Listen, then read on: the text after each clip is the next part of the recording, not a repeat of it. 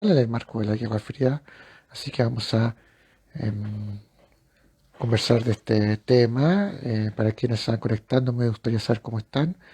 Ustedes saben que hago esta tertulia de cuarentena en el marco del confinamiento que estamos viviendo y que espero pronto tenga un buen final, que podamos salir de esta crisis, pero eso es responsabilidad de todos nosotros, ¿ya? Eso es responsabilidad de cada uno de nosotros poder, ¿no es cierto?, salir de esta crisis. Ahí se conectó un profesor, tiene que enviar una solicitud que está abajo, le va a salir un clic, ya, tiene que salirle una wincha donde dice unirse a la transmisión.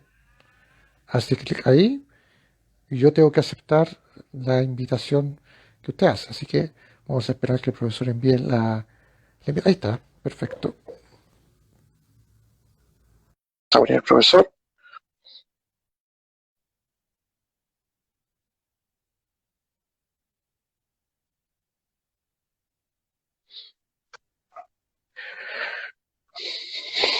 Buenas Ahí tardes, está. Francisco, ¿qué tal? Buenas tardes, profesor. Doctor Cristian Medina, ¿cómo está? Un agrado dar mi saludo. ¿Cómo está? Gracias por invitarme una vez más a este espacio que ya es una tradición necesaria y que tú has instaurado, así que aprovecho de felicitarte por tu iniciativa y proactividad de andar dando estas tertulias de cuarentena que hacen tan bien para todos. Al contrario, profesor, yo quiero dar las gracias a usted porque entiendo que está con una agenda muy apretada y como usted dijo, profesor, esa es la idea de estas tertulias, que académicas o académicos de diversas áreas puedan aportar desde sus investigaciones en el marco de este confinamiento y que nos sirva también para distraernos un poco y difundir también. Así que, al contrario, yo soy el que estoy agradecido y aprovecho de dar la bienvenida a quienes se van sumando a esta conversación por Instagram. Creo que es la primera vez que usted hace esto, ¿cierto? Por Instagram.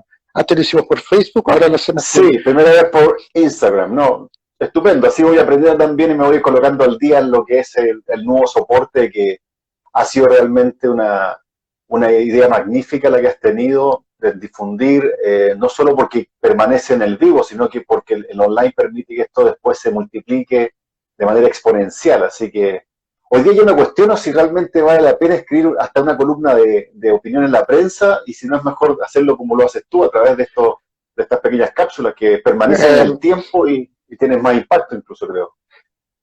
Mi sugerencia, profesor, ambas cosas. Yo creo que la columna opinión escrita al menos nunca va a morir. De hecho, eh, viene desde décadas esta parte del género, ¿no es cierto?, de la columna opinión, pero se puede complementar con lo que estamos haciendo ahora.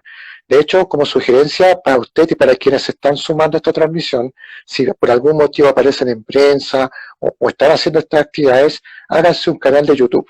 ¿Ya? Es muy Mm. sencillo. Simplemente hay que tener una cuenta de Gmail y ya tienen habilitado un canal de YouTube. Y en ese canal de YouTube van dejando ustedes todos los videos que Oye, ahí, van sí, participando. así Así que es, usted también apareció en prensa, así que le sugiero que se haga un canal de YouTube sí, y toda aparición, este video se lo voy a enviar a usted, por si acaso, se lo voy a enviar. muchas gracias. Y para nuestros amigos que están sumándose y no pueden ver toda la conversación, lo voy a dejar también en mi canal de YouTube. Así que, profesor, vamos al grano. Nos convoca hoy día un hecho histórico que probablemente, bueno, las repercusiones seguirán por muchas décadas más, que está en el contexto de la Guerra Fría, que es la caída del muro de Berlín, ¿ya? Que hace unos días se conmemoró el inicio de esta caída, porque no fue una fecha puntual, sino que más bien fue el inicio de este proceso de caída, no solo en términos físicos, sino toda la repercusión eh, político, social que tiene hasta el día de hoy incluso. Pero en historia siempre hay que hacer un contexto y un origen. O sea, esto no partió de la noche a la mañana. Si, profesor, si nos pudiera hacer ¿cuál es el origen o los orígenes del muro de Berlín? No solo el aspecto físico, material, que es el muro, sino también los autores intelectuales de este hecho. Bueno, hay que remontarse a las consecuencias de las negociaciones de paz luego de la Segunda Guerra Mundial, Potsdam, Yalta y Teherán, que van a establecer lo que se llama las cordones sanitarios, cordones de seguridad para las grandes potencias. Y en este sentido, todo lo que es la Europa central o parte de la Europa central y la Europa oriental quedaron bajo el control, bajo la férula del mundo soviético. Hay que recordar que los soviéticos fueron los que entraron a Berlín en el 45, que fue una cesión de paso que le hicieron los aliados, un poco para vengarse también de lo que había sido la ocupación que habían tenido los rusos por parte de los nazis. La famosa operación, ¿no es cierto?, que incluso se dice que alcanzaban a ver las torres del Kremlin, pero que el general Invierno nuevamente aplacó, ¿no es cierto?, la furia de los tanques alemanes. Y a partir de ahí, ¿no es cierto?, primero yo diría que la negociación exitosa, si hay un gran ganador de la Segunda Guerra Mundial, ese es Stalin. Supo negociar, supo establecer que los 20 millones de muertos que había significado la Segunda Guerra Mundial para él tenían un precio. Y ese precio fue todo ese cordón, ¿no es cierto?, como yo digo, desde Berlín Oriental hacia el este, que quedó bajo el control soviético. Y a partir de ahí, ¿no es cierto?, si bien Berlín fue una ciudad dividida cuatripartitamente entre los aliados, rápidamente, ¿no es cierto?, los esquemas ideológicos que empiezan a surgir luego de la Segunda Guerra Mundial se hacen más claros. La idea de democracia parlamentaria o occidental y de economía abierta se pusieron en el Berlín, más que Berlín, en Alemania occidental, y en la Alemania oriental se posiciona, ¿no es cierto?, con capital en Berlín, todo lo que era el sistema soviético, economía centralmente planificada y partido único. Y a partir de ese momento, ¿no es cierto?, obviamente las medidas fueron cada vez más restrictivas, y lo que ocurría es que las crisis económicas que provocaron, por ejemplo, el famoso puente aéreo, que fue el año 47, hicieron que muchos berlineses orientales decidieran trasladarse hacia Berlín occidental. Entonces, para evitar ese éxodo que se hacía cada vez más grande, el año 61, en agosto, se toma la decisión de construir el muro, que fue una cosa de la noche a la mañana, dividiendo, como todo el mundo sabe, esto es un resumen muy apretado, así que tenemos poco tiempo.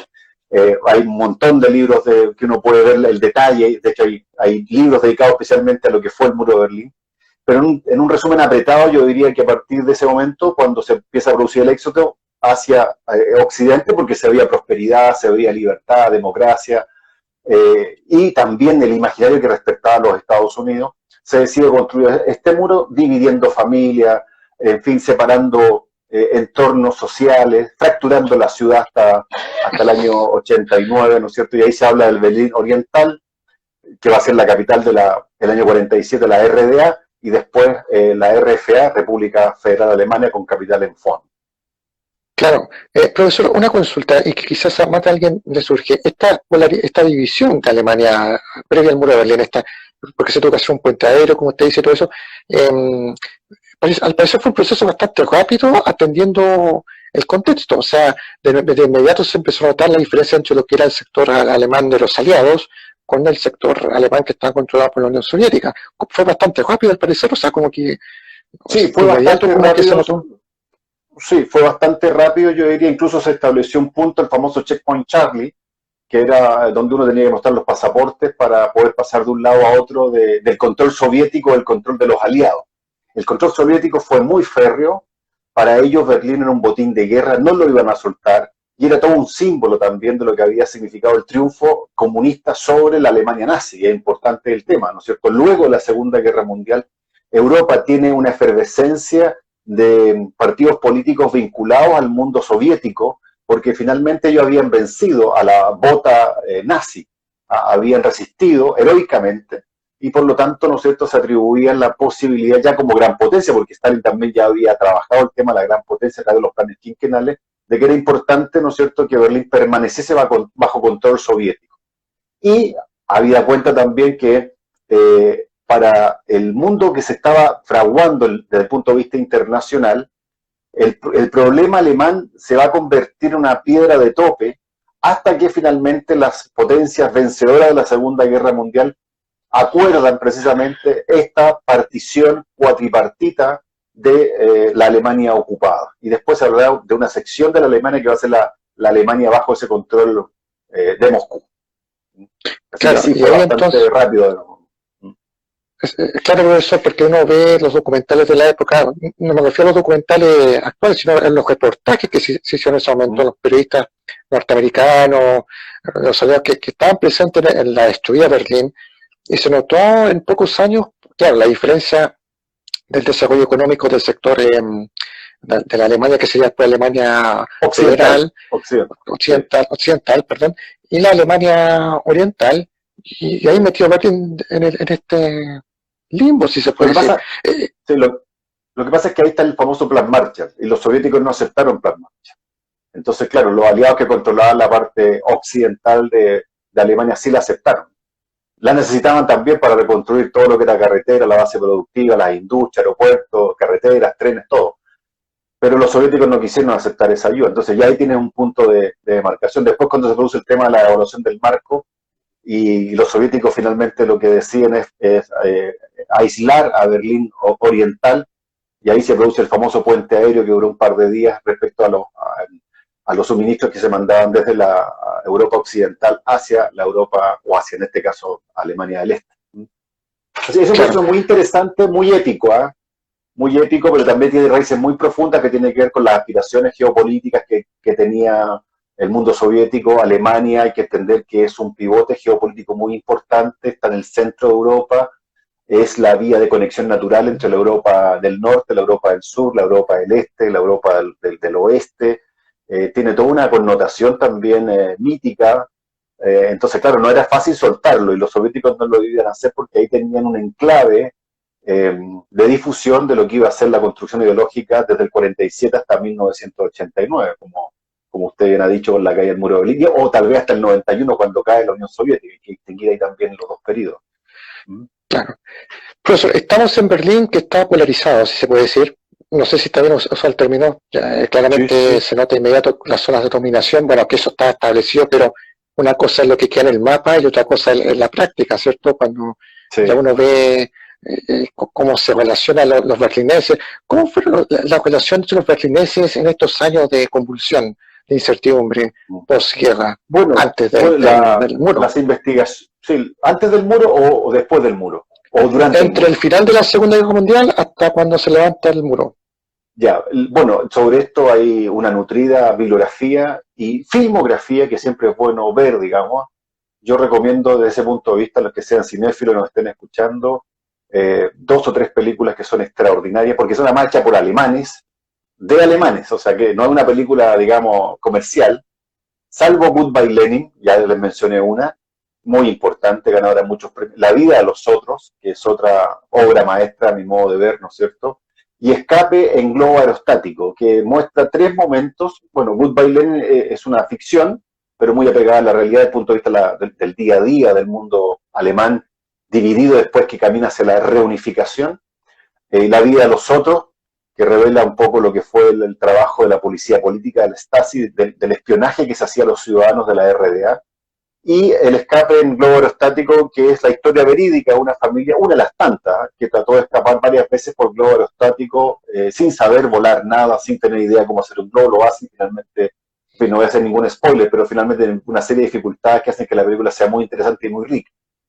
Así que primero, el afán libertario de muchos berlineses del este que trataban de huir del yugo comunista, ¿ah? Del control férreo. Yo, que me he dedicado a esto durante muchas décadas, no he leído nunca, no he visto ningún documento, me ha tocado estar 3 veces en estas vías de investigación en Berlín, no he visto ningún documento que revele que haya algún berlinés occidental que haya huido hacia el este a través de los mecanismos que sí ocupaban desde el este hacia el oeste. La mayoría fueron en ese sentido, ¿no es cierto?, del este hacia el mundo de la libertad, de la competencia individual, digamos. Y hay otra película muy antigua también que revela cómo se escapaban por los desagües, por los conductos sanitarios, que trataban de huir también. Bueno, la creatividad, el espíritu humano, la búsqueda de la libertad es insondable, y por lo tanto la creación de mecanismos de escape era fantástica. Así que hay una vida muy reprimida, muy controlada por el Estado, como toda política socialista comunista. Tal vez la RDA y su partido, el SED, era el partido más ortodoxo, más termocefálico de todo el circuito de la Europa central y oriental, ¿ya? De hecho, ¿no es cierto?, el mismo Mikhail Gorbachev acudió al 40º aniversario de la RDA, ¿no es cierto?, previo a la caída del muro, dando muestra de lo importante que era para ellos la RDA como símbolo político. Y la RDA tuvo una vida económica no boyante como la de la Europa occidental, pero sí tenía una mejor condición económica y desarrollo que sus vecinos también sovietizados, me refiero a Rumania, Bulgaria, Polonia, Lituania, Letonia y Estonia, por decir algunos, ¿no? Entonces, es una vida muy controlada en lo alimenticio, en lo que era la educación, en lo que era la entretención. Mucha población, además, practicaba la delación compensada, es decir, participaba la población civil de la policía política que denunciaba a cualquier vecino que tenía alguna insurrección o una crítica al sistema, que es algo propio de los países de partido único monolítico de carácter totalitario. Y de hecho existe un texto de Timothy Granton que habla precisamente del archivo, porque él una vez estuvo por esos lados y se dedicó a escudriñar los archivos de la Stasi. Bueno, la Stasi, que era una policía política, como digo, tenía archivos de todas las personas prácticamente que habían pasado por la RDA, desde lo que hacían, a quién frecuentaban, sus costumbres, los programas de televisión que veían. Y claro, hay una diferencia sustantiva porque mientras el mundo de la Alemania, digamos, federal avanzaba hacia el neoliberalismo, el desarrollo industrial, en fin, la creación del espíritu del hombre, por el otro lado, ¿no es cierto?, la conculcación de las libertades hacía que Alemania del Este fuera un país un poco más gris, más sombrío. Cuestión que todavía se nota cuando uno pasa desde Berlín Occidental a Berlín del Este. Las diferencias persisten hasta el día de hoy en términos de infraestructura, incluso una cosa muy subjetiva, de luminosidad.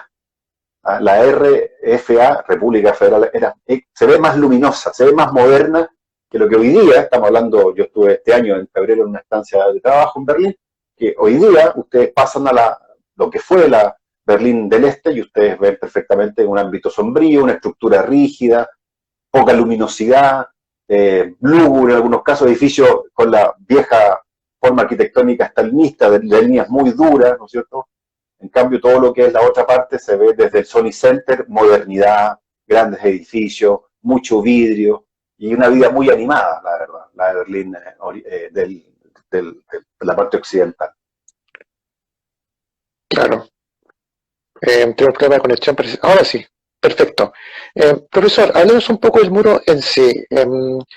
¿Quién o quiénes? Porque muchos se están preguntando quiénes fueron como se podría decir, los autores intelectuales de la idea, porque claro, ya Berlín estaba al menos el papel separado, pero claro, esto es una separación física, o sea, un muro, más allá del alcance que tiene de dividir, tiene un impacto psicológico fuerte, porque construir un muro quiere decir, esto se divide, aquí nadie pasa. ¿Cómo empezó la idea de construir un muro, para empezar, en Berlín? Dividir la ciudad con un muro. Bueno, la idea del muro viene precisamente del éxodo masivo que estaban produciendo de alemanes del este hacia la Alemania occidental. Entonces, bajo el pretexto de construir un muro de contención antifascista, lo cual es absolutamente falso, porque la verdad es que no había ningún ataque, ningún peligro, el 13 de agosto del año 1961, si no me falla la memoria, el gobierno central decide unilateralmente, inconsultamente además, porque la gente que estaba al otro lado no tenía idea, esto se hizo en la noche, y se decide construir el muro de Berlín de forma disuasiva para contener esta amenaza antifascista. Finalmente, como todos sabemos al final de la historia, esto se convirtió en el muro de la ignominia, del oprobio, de la vergüenza, en un símbolo ciertamente de la Guerra Fría, y que algunas fuentes nos indican que aproximadamente había 2.7 millones de personas viviendo al momento que se produce la construcción, y que obviamente ven interrumpidas, cortadas sus vidas literalmente de la noche a la mañana. Porque esto no fue gradual, fue un golpe, digamos, de timón muy fuerte, el 13 de agosto del año 61, como les digo, y se hace primero las vallas, los alambres de púa, los clásicos que uno puede encontrar, y después viene la construcción de este muro de hormigón muy alto, deben ser 3, 4 o quizás más metros en algunos lados, de más de 155 kilómetros, que además después se convierte en una trinchera, porque uno habla del muro y piensa que es un muro físico, que es, obviamente, pero para llegar al muro hay un trecho bastante largo, ¿no es cierto?, lleno de vallas, lleno de obstáculos, y que finalmente son más de 1.200 kilómetros aproximadamente de hormigón armado de gran altura para evitar que la gente salga. El custodio, de las cosas curiosas que tiene la historia, ¿no es cierto?, el custodio de ese muro, algunos dicen que incluso el ideólogo, el impulsor, y que por esas paradojas de la historia finalmente se convirtió también en el hombre que lo vio caer, es Erich Honecker. Nuestro viejo amigo Erich Honecker, que terminó sus días en Chile, como hemos hablado en Exacto. otras oportunidades, sigue en Chile. Y claro, a él se le indica como la principal inspiración o la mente maestra detrás de toda esta idea de hacer un muro que pudiese finalmente poner coto a lo que era el éxodo masivo de los berlineses que estaban, ¿no es cierto?, desde el este tratando de pasar hacia la parte occidental. Las paradojas de la historia, digamos, ¿no? Así es, profesor, así es la historia de paradojas. Como usted dijo al principio, era una suerte de cerco al hambre de Puebla clásico, que lo conocemos para quienes no han visto documentales de ella con las películas, incluso lo muestran, y después se fue construyendo ya este grueso muro, y obviamente muchos berlineses que están en el sector oriental trataron de escapar, o sea, ya empezaron con planes de cómo poder pasar esa mole o esa alambre de púa, Mm, y muchos murieron por intentar esto, sí, sí, ¿cierto? sí, sí, sí. Sí, o sea, varias personas perdieron la vida intentando escapar hacia la libertad. Yo creo que eso es lo más triste y es una gran experiencia para la historia y la humanidad. Personas que vieron simplemente conculcada su libertad porque querían buscar otro espacio y se les pusieron estos muros. Y el muro queda como un símbolo, ¿ah? Porque hoy día tenemos otro tipo de muros, muros culturales, muros de exclusión, muros de segregación. A veces el muro mental es más fuerte que el muro físico, ¿ah? Y además que en el caso del muro se hicieron grandes discursos. Ahí habló Kennedy, Reagan, Barack Obama en su momento, tratando de recoger lo que había significado ese símbolo tan importante en la Guerra Fría, que hoy día cualquier persona que tenga las posibilidades podrá conocer, recorrer y adentrarse un poco en ese mundo que para algunos pareciera ser una película o un video de YouTube, pero que durante más de 30 años lo vivió una población de manera férrea y sufrida. Y yo creo que eso nos deja muchas lecciones para la posteridad, sin duda. Así es, profesor. ¿Cuál fue la reacción de Estados Unidos cuando se enteraron de que se inició esta construcción del muro? Cuando ya acercaron y comenzó la construcción del muro de Berlín. Bueno, lo que pasa es que ya estaban echadas las cartas y la Casa Blanca sabía perfectamente que el glacis de seguridad, como se decía, de los soviéticos incluía la parte de Berlín Oriental. Y estamos hablando de que ahí venían saliendo muy desgastados de la Segunda Guerra Mundial y lo que menos se pretendía era generar más tensión bélica. Y es también, ¿no es cierto?, un momento estelar de la Guerra Fría porque junto con el muro de Berlín por aquellos años también se produce la crisis de los misiles. Entonces, los dos momentos, algunos lo interpretan como una suerte de téngase presente el mundo soviético respecto a que ellos también eran una gran potencia y que no iban a permitir que simplemente Estados Unidos fuese el único líder vigente en el mundo occidental. Entonces, si nos ponemos en el esquema de la Guerra Fría, que es tan interesante, porque lo de afuera, lo que pasa en la política internacional y el sistema internacional también nos afectó a nosotros como chilenos. ¿Eh? Yo quiero hacer, si me permite, una pequeña correlación. Nosotros tuvimos mucho que ver con la RDA, y tuvimos que ver mucho con la RDA porque desde nuestro país, Chile fue uno de los primeros en reconocer la RDA como país independiente. La RDA Berlín del Este fue la tierra prometida para muchos de los exiliados socialistas que buscando, ¿no es cierto?, esa quimera, la sociedad ideal, pasaron al muro y llegaron allá. Erich Honecker tuvo que ver con la salida del país de uno de los principales líderes del socialismo chileno, que era buscado por cielo, mar y tierra, que es Carlos Altamirano. Así que, creo que es importante entender eso, digamos, que no es una cosa lejana. La política internacional también afecta a Chile, y Chile fue muy partícipe de la Guerra Fría y se sintió siempre un actor importante, y especialmente, recordando ahora los 50 años, ¿no es cierto?, de Allende, cuando el presidente Allende toma posesión, porque uno de los primeros países con los que establece relaciones fue precisamente la RDA. ¿Ya? Entonces Estados Unidos tenía muy claro, volviendo a tu pregunta inicial, que había glacis de seguridad, y que así como se había prometido después, ¿no es cierto?, del desastre de Bahía Cochinos, que los Estados Unidos no iban a derrocar a Fidel Castro, Cuba, un enclave en pleno corazón de América, del continente americano, un enclave soviético apoyado por los soviéticos. Bueno, ahí tienes tú la crisis de los misiles, tienes el muro de Berlín, tiene una serie de experimentos que también se dan en Centroamérica. Entonces la actitud de Estados Unidos es, mire, la verdad no vamos a provocar más tensión bélica directa, pero sí podemos provocar enfrentamientos ideológicos, sociales, económicos, culturales, Y eso es lo que se llama, ¿no es cierto?, ese enfrentamiento irreductible, o como decía Raymond Aron, ese periodo de guerra improbable pero de paz imposible, que es la Guerra Fría.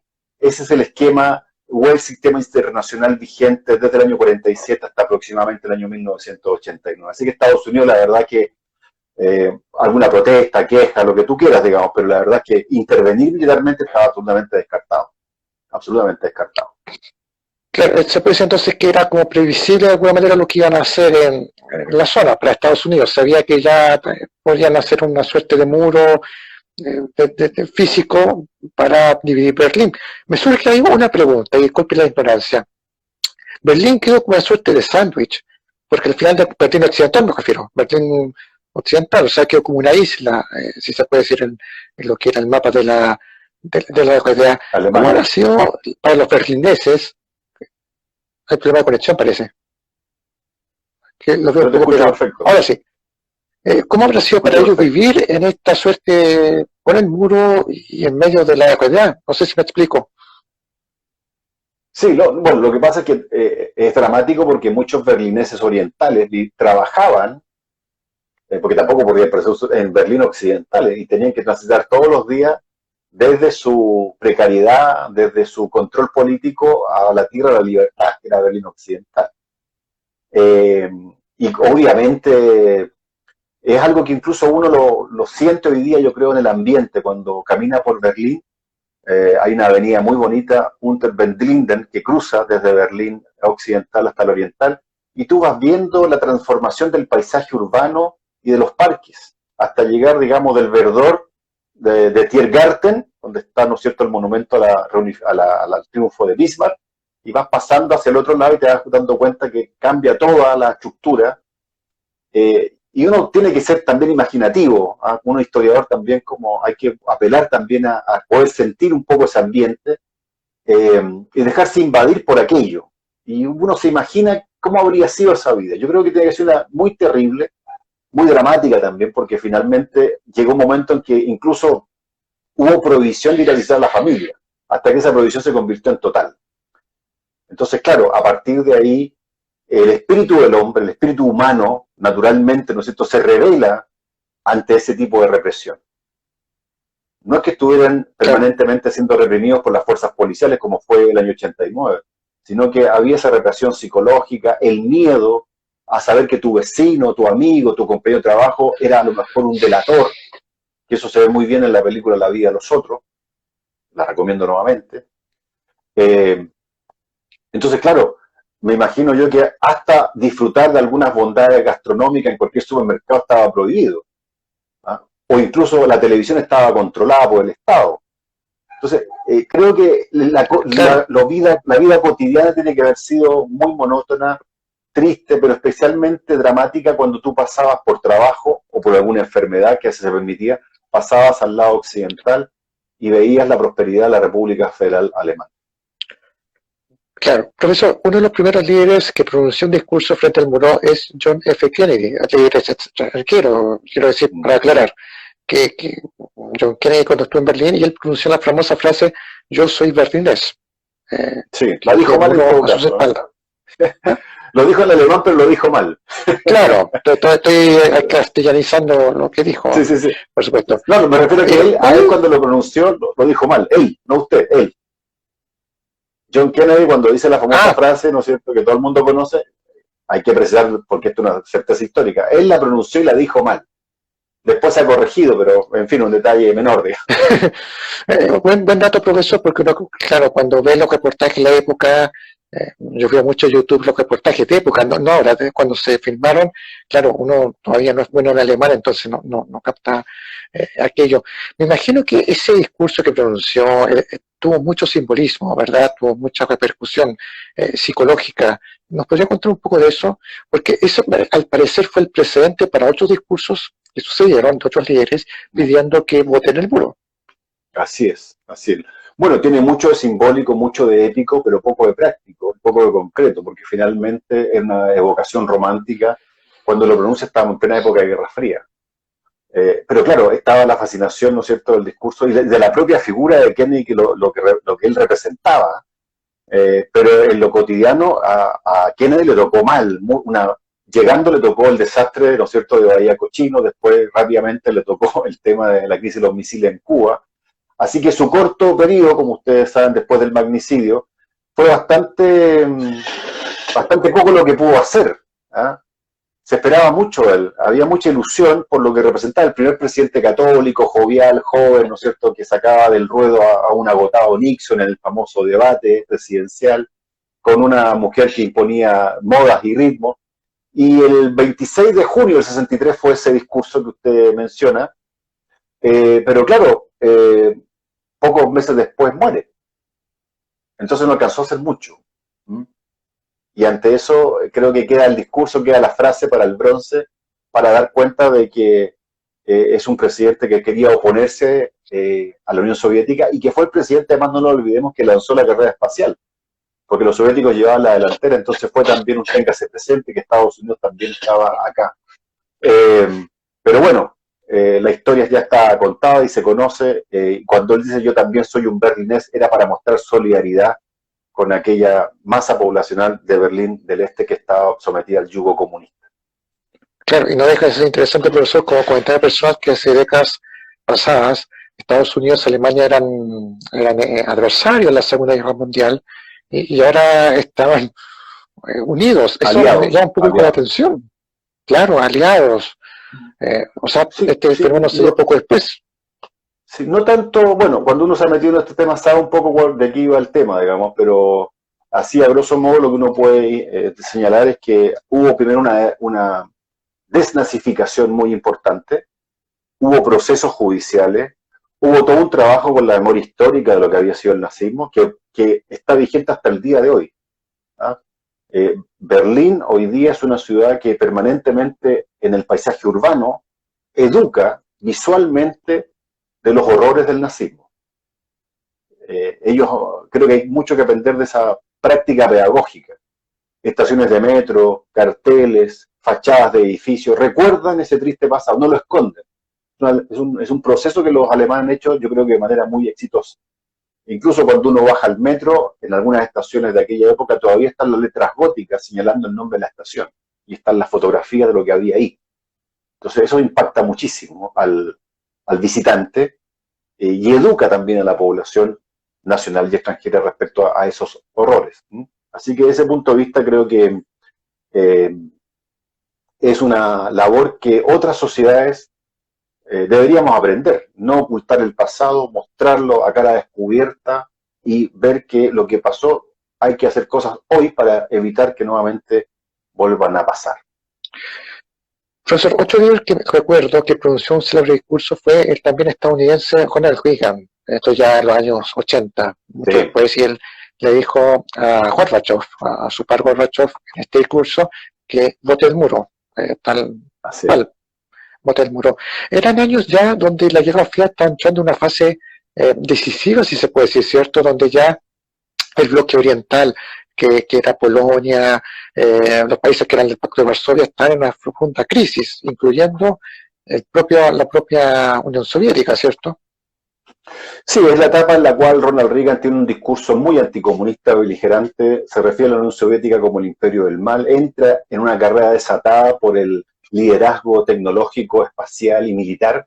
Es la época también en que Ronald Reagan invierte una gran cantidad de dinero para colocar el proyecto que se llamaba la Guerra de las Galaxias, es decir, que desde satélites se pudiesen disparar misiles.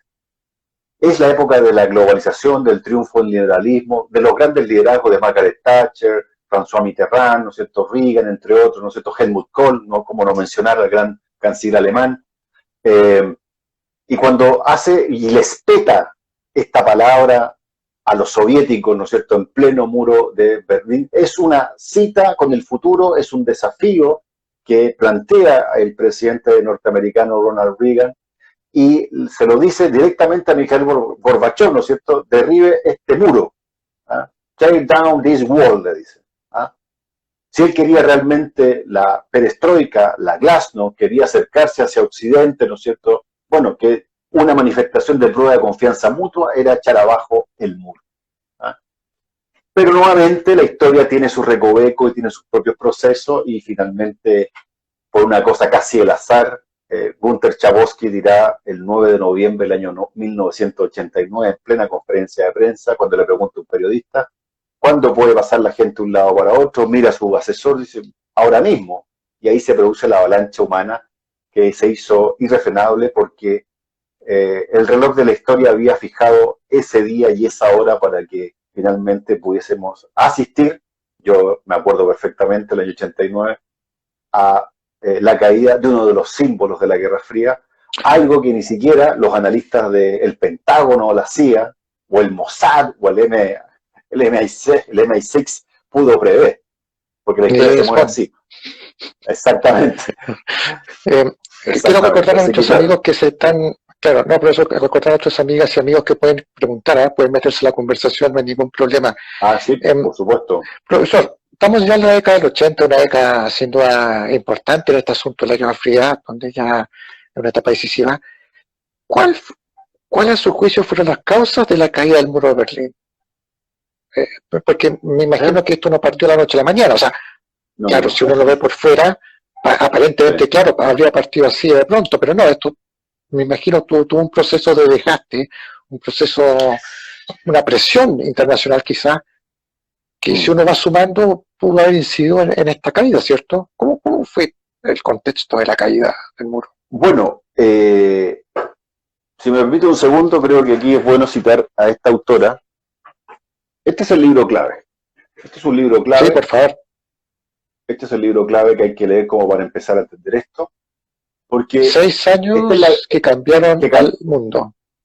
Sí, de la historiadora, ¿no es cierto?, Hélène Carrier, que nos dice efectivamente cómo desde la propia visión del Partido Comunista de la Unión Soviética, ¿no es cierto?, cuando asume Mikhail Gorbachev y viene todo este plan de reforma, de apertura, ¿no es cierto?, de Glasnost, Perestroika, Raiza, que se vestía con las mejores galas de diseñadores de la Europa Occidental y de Estados Unidos, ¿no es cierto?,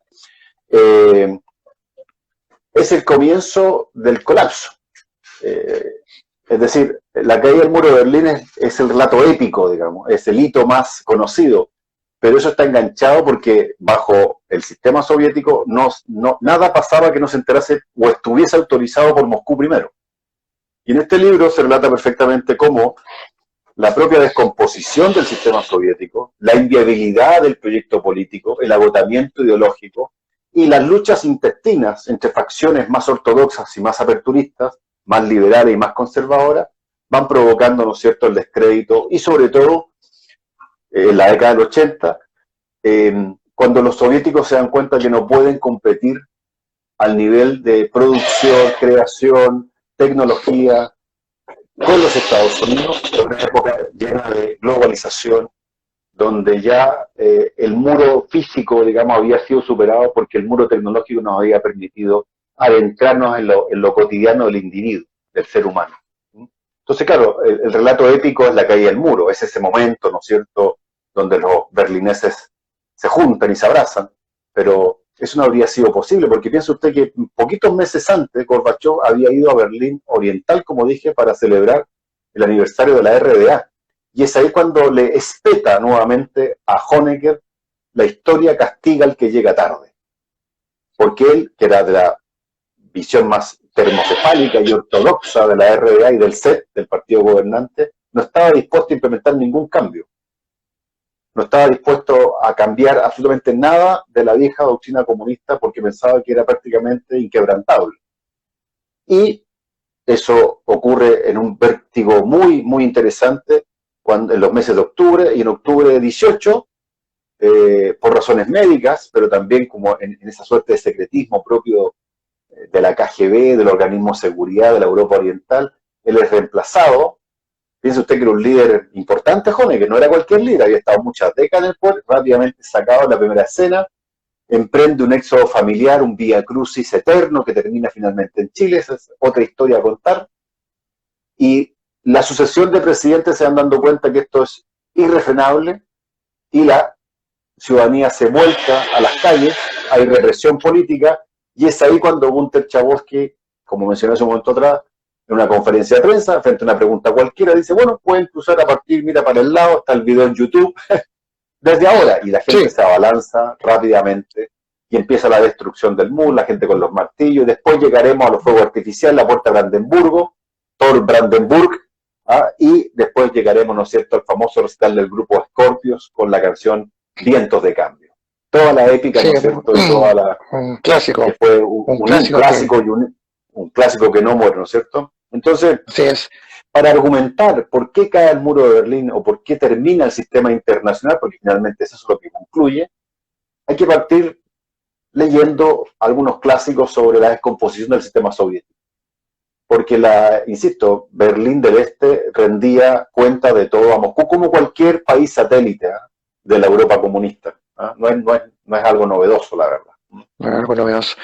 Profesor, yo he visto en YouTube muchas reportajes de la época, ya noticiosos de la época, de la BBC, etcétera, que mostraban justamente cómo los berlineses, y me imagino también otros residentes de otras partes de Alemania, empezaban a botar el muro.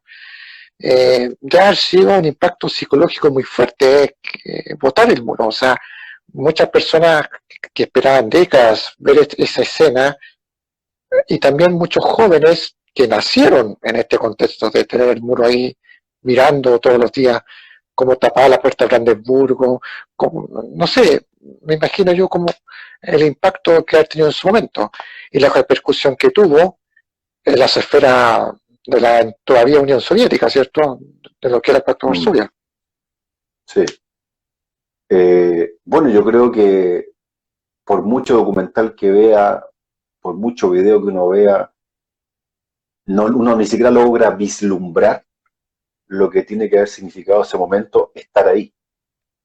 Yo tuve la suerte de conocer a Patricia Cerda, la gran escritora penquista que escribió el libro Luz en Berlín, que estuvo ahí. Y un poco recoger esos testimonios, que es lo que hacemos los historiadores, muchas veces los testimonios orales, ¿cierto? Para poder imaginarnos, como nos pide Claro. la imaginación del historiador es muy importante para poder colocarse en lugar del otro y tener esa cierta empatía. Esa es la riqueza que tiene la historia, de poder investigar de esa manera.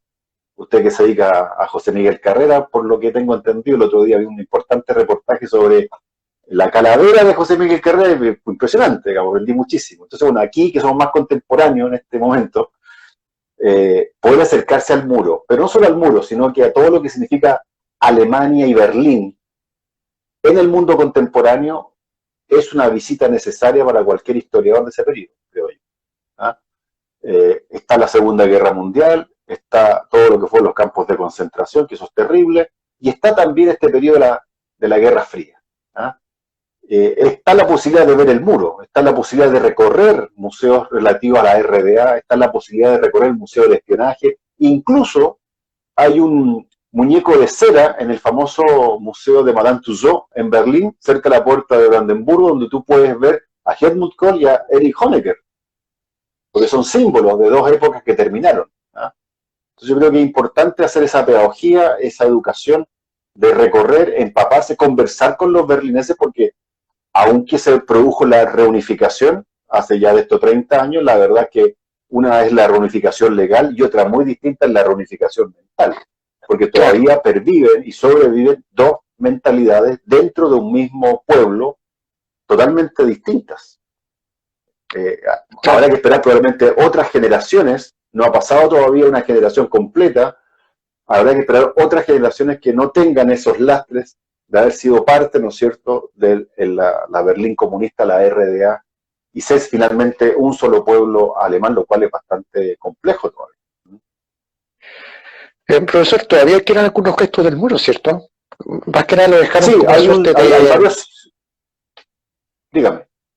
No, lo dejaron con una suerte de recuerdo, o sea, como quieren decir, recuerden que aquí estuvo el muro, para que no nos olvidemos y que como testigo de lo que está pasando, una cosa así, ¿cierto? Bueno, volviendo a lo que conversamos, la memoria histórica es muy importante, no se pueden hacer estas leyes de memoria histórica para borrarlo todo y derribar todo tipo de monumentos para hacer la raza y dar vuelta a la espalda. La historia finalmente se encarga ya solo de recordarte que tienes un pasado.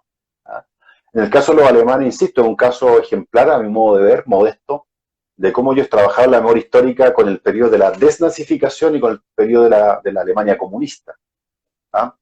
Hay sectores de Berlín que está el muro completo. No todo fue arrancado. Y hay un sector que incluso se ha convertido en un hito turístico, pero también cultural muy importante, que es el sector de East Side Gallery, donde están los famosos grafitis, que son realmente una maravilla, y que la gente los respeta, los cuida, no los vandaliza, ¿ah? No los vandaliza, tampoco lo usa de baño público, y uno va a cualquier hora del día y está completamente iluminado, un sector muy importante del muro de Berlín, con estos grafitis que son maravillosos, de estos artistas.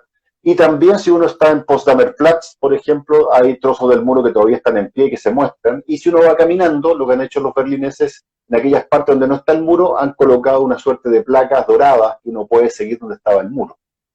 Que es una práctica que ellos venían siguiendo de tiempo atrás, porque también en esas placas que colocan en el suelo, muchas veces uno se detiene, la lee y es escalofriante porque te dicen, mira, esta placa corresponde porque aquí vivía el ciudadano judío de nombre tal que fue llevado a tal parte con su familia y en ese campo de concentración murieron todos. Y eso te lo dice una plaquita chiquitita ahí en el piso. Entonces el piso también es muy importante cuando uno va caminando por Berlín, hay que mirar al piso así como mirar las grandes edificaciones, ¿no es cierto?, que están hoy día en esa maravillosa ciudad. Claro, yo siempre cuando veo por internet o libros la imagen del muro, justamente lo que usted menciona, los grafitis. Los grafitis transmiten mensajes.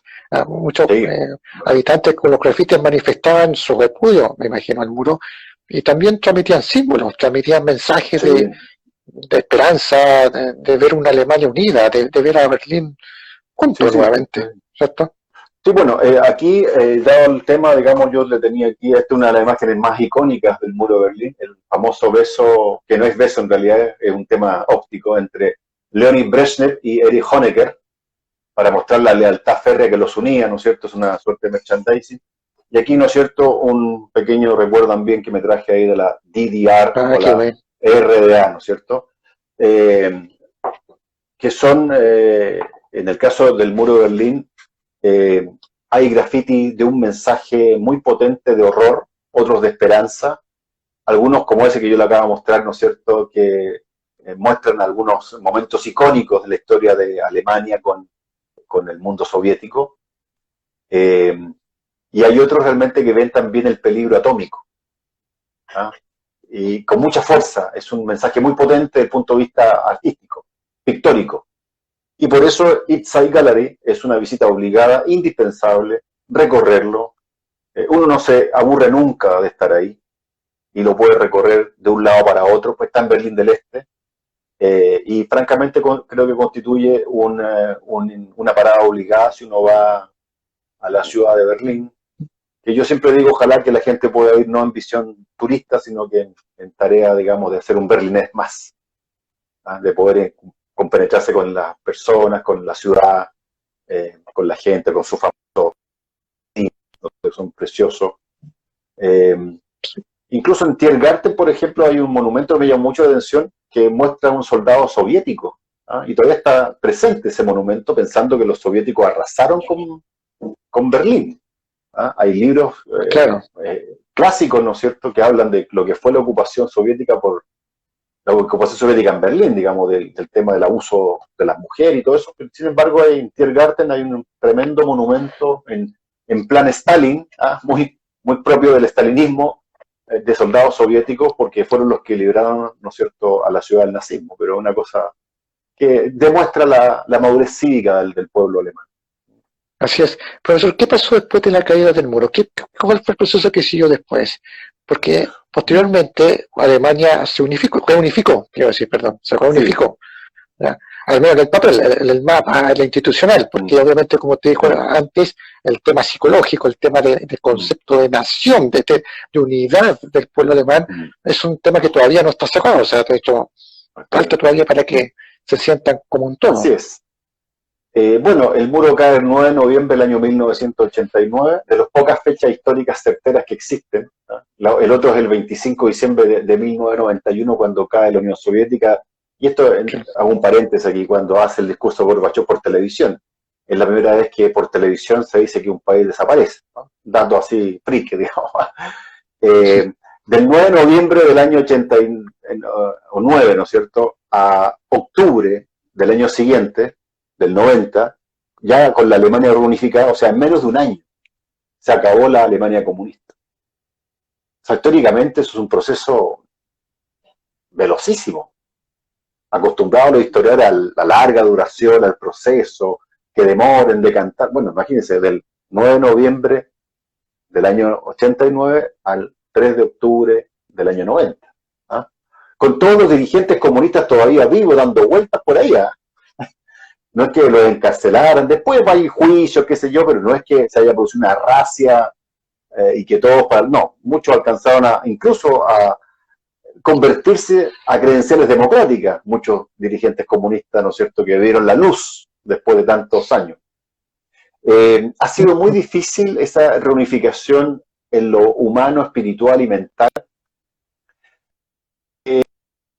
Requiere un cambio de actitud de ambas partes. La Alemania federal es una Alemania próspera, industriosa, muy luminosa, de gran proactividad, porque así fueron educados, con las ayudas del Plan Marshall, la economía de mercado, el neoliberalismo, en fin, el espíritu del hombre, todo lo que usted quiera, más el impulso que le da Helmut Kohl. Y del otro lado, el ciudadano de a pie fue educado con un Estado muy protector, muy paternalista, ¿ya? Y ellos siempre dicen, mire, la RDA, incluso como pasó en el mundo soviético, hay hoy día personas que añoran volver a la RDA, porque me decían lo siguiente, es que la RDA era como una familia. ¿En qué sentido?, pregunta uno. Es que hay un padre benévolo que de repente te castiga, pero que te da, te provee. Y una madre que te cuida, para que tú hagas lo que tienes que hacer. O sea, no era este capitalismo salvaje del otro lado. Entonces, convertir esos mundos es muy complejo. 7 de cada 10 alemanes occidentales jamás han ido a Berlín Oriental. No tienen necesidad, porque todas las grandes industrias, marcas, fábricas están en la parte occidental. Ha sido muy complejo transformar la mastodóntica infraestructura industrial de la RDA a mecanismos de eficiencia y productividad al modo como lo hace el mundo occidental. Piense usted que la privatización de estas mastodónticas empresas que estaban subsidiadas todas, ¿no es cierto?, en la época de la RDA, que estaban en Alemania Oriental, fueron privatizadas a un ritmo vertiginoso. Se estima que cada mes se privatizaban 500 empresas, lo cual obviamente a muchas las llevó a la quiebra, porque no podían competir, no había base productiva, no había tecnología, en fin. Entonces, la gente no va a trabajar a Berlín del Este. Y el éxodo que se produce de esos berlineses del Este hacia el mundo occidental, hacia Berlín occidental, genera competencia, discriminación, exclusión, en fin. Y muchas veces esos berlineses del Este prefieren salir del país y buscarse la vida en otras sociedades, en otros países. Entonces es muy complejo. ¿Ah? No tienen cabida porque además la educación que recibieron fue distinta. ¿Ah? Recordemos que Alemania es la cuarta economía del mundo, luego Estados Unidos, Japón y China, por lo tanto es la primera economía europea, pero esa economía europea, esa economía alemana en Europa es la economía alemana de la parte occidental. Entonces, claro, cuando tú vienes desde el este con otro tipo de educación, que no tiene tal vez las aulas universitarias, la tecnología, no sé, los profesores, Claro. no es muy atractivo, o te cuesta más buscar trabajo, digamos, ¿no es cierto? El mismo caso de las universidades de Berlín del Este, muy marcadas por la ideología comunista, socialista, en fin. Hace difícil competir con las grandes universidades que uno encuentra en el otro lado, ¿no? Lo bueno es que ellos están conscientes de esto y van a ir al cambio seguramente, y en un par de años más esto se podrá solucionar. Profesor, y me imagino que para Alemania, para lo que era Alemania Occidental, la República, o toda la República Federal Alemana, le ha sido difícil poder sostener a su, ¿cómo podría decirse?, a lo que era Alemania, la RDA, económicamente, me refiero. Sí, Porque tuvieron que ayudar económicamente. Claro, hay una carga para ellos. Ya tenían carga porque los alemanes, que eran parte de la Unión Europea, ya entregaban fondos a la Unión Europea, como más encima hacerse cargo de esta otra Alemania que les llegó de repente. Entonces también hay una crítica, porque ellos han visto disminuido muchas veces su trabajo, han visto que han alzado los impuestos precisamente para ir en ayuda a los compatriotas, y finalmente son compatriotas, pero claro, no se ven así entre ellos muchas veces. ¿Ah? Entonces se distinguen perfectamente. Uno los ve iguales, pero ellos hacen la distinción fina, quirúrgica, ¿no es cierto? Especialmente donde vive, donde trabaja, donde venían tus padres. Entonces, ese proceso de integración está siendo muy dificultoso y es un enorme desafío para cualquier canciller alemán, y Angela Merkel no ha estado exenta de ese gran desafío de integración del pueblo alemán, y especialmente en la ciudad de Berlín. Claro, y que seguramente va a seguir teniendo repercusiones, como usted dice, más que nada en el ámbito psicológico, en el ámbito del concepto de identidad, de rescatar el concepto de identidad como de esta reunificación alemana. Un pequeño contexto histórico, paréntesis quiero decir, ¿por qué se hizo reunificación? Porque antes Alemania vivió un proceso de unificación a finales del siglo XIX. Estaba antes el Sacro Imperio Romano Germánico, diferentes estados alemanes divididos, después hay un proceso de unificación en el que estuvo metido Bismarck, el Kaiser ahí, Guillermo I, y después se da esta división. Por eso se dice reunificación, porque muchos amigos se preguntarán por qué decimos ese término. Profesor, para ir cerrando, ¿qué bibliografía, ya sea literaria o documental, nos recomienda? Ya nos dio un adelanto, pero para quienes se van conectando ahora, porque hay muchos amigos que se conectaron ahora y se yo no, encantado, digamos, y nuevamente agradezco la invitación y agradezco a la gente que está participando de esta conversación. Yo creo que, bueno, mostré este libro, lo vuelvo a mostrar por los que se hayan unido a la 6 años que cambiaron el mundo. Me parece un libro fundamental, básico, se puede encontrar en cualquier librería, internet, ¿no es cierto? 6 años que cambiaron el mundo. Tony Judt, Posguerra, un clásico, es un gran libro también indispensable. Y Anne Applebaum, que es otro libro también que habla del mundo después de la Segunda Guerra Mundial. Yo partiría por libros generales, historias de Europa en general, especialmente el periodo de la Guerra Fría. Me leería los capítulos que me interesan. Hoy día está muy disponible todo por internet, muchos hay liberado PDFs, tipo de cosas que ayudan muchísimo. Y después ya iría haciendo los cortes más profundos. Yo creo que hay que tener el contexto general muy claro primero para después identificar personajes de uno u otro lado. De hecho, acaba de salir, doy la primicia, sale en mayo del próximo año un libro que habla el mundo después del muro de Berlín.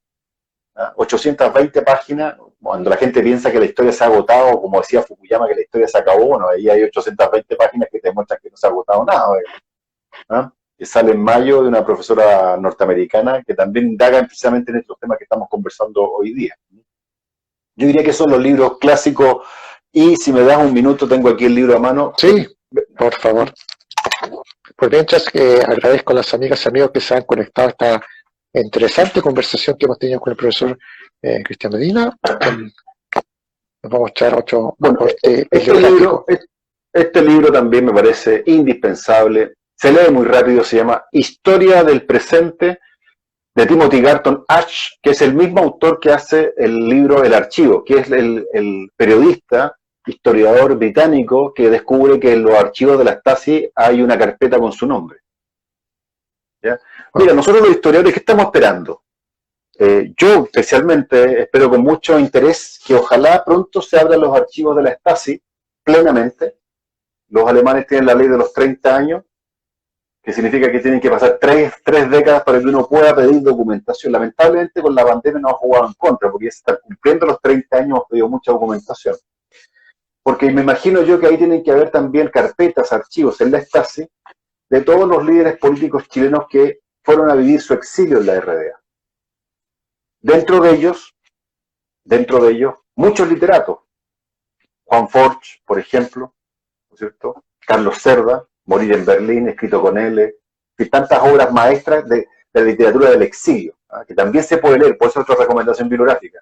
Se puede acceder también a una visión del chileno en el exilio, Carlos Cerda, Juan Forch, y Detrás del muro, la obra del que fue nuestro embajador en México, ministro de las Culturas, tengo entendido, hoy día embajador en España, Roberto Ampuero, que también fue, ¿no es cierto?, un exiliado en la RDA, y después, ¿no es cierto?, giró un poco hacia otra visión ideológica. Así que yo creo que tienen 5 o 6 libritos que les pueden servir como para lectura en la pandemia y en cuarentena. Así es, para aprender un poco más sobre la historia reciente, un concepto, la historia reciente, ahí está, claro, perfecto. Profesor, bueno, yo he dedicado más de 30 años a estudiar la Guerra Fría, Soy un apasionado de ese periodo, me encanta. Sé que me falta mucho, he podido adentrarme con algunas cosas que he escrito por ahí. Nunca se termina de aprender. ¿Ah? Nunca se termina. Y estamos, como le digo, a la espera de que se abran esos archivos en Alemania que deben tener muchos tesoros. Perfecto, vamos cerrando esta conversación. Primero quiero agradecer a las amigas y amigos que se conectaron a esta entretenida conversación de un hecho que sigue teniendo repercusión y seguramente va a tener más repercusión en las próximas décadas de la caída del muro de Berlín. Dejo el espacio para algún comentario final, profesor, que desee hacer antes de cerrar esta entretenida tertulia que hemos tenido.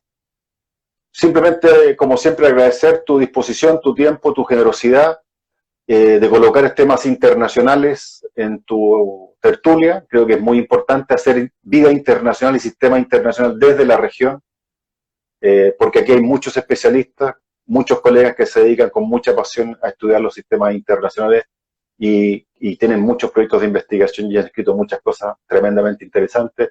Hay una comunidad epistémica aquí que se dedica a estos temas y que es bueno que tú nos des este espacio, así que agradecer tu generosidad como siempre, Francisco. No, al contrario, muchas gracias, profesor doctor Cristian Medina, por el espacio, porque entiendo su apretada agenda, así que les doy nuevamente las gracias. Este video va a estar en mi canal de YouTube, se lo voy a enviar también para que háganme caso, hágase un canal de YouTube, entonces cuando aparezca en prensa, porque el profesor acá presente ha hecho importantes contribuciones también a medios de prensa nacionales sobre temas internacionales. Hace poco estuvo en 24 horas, ¿cierto? Si no me equivoco. Sí. Así que, parte del trabajo, dígalo nomás, profesor, no sienta vergüenza, sí, es importante dar a conocer a los aportes académicos de la región, de acá, desde esta región a nivel nacional.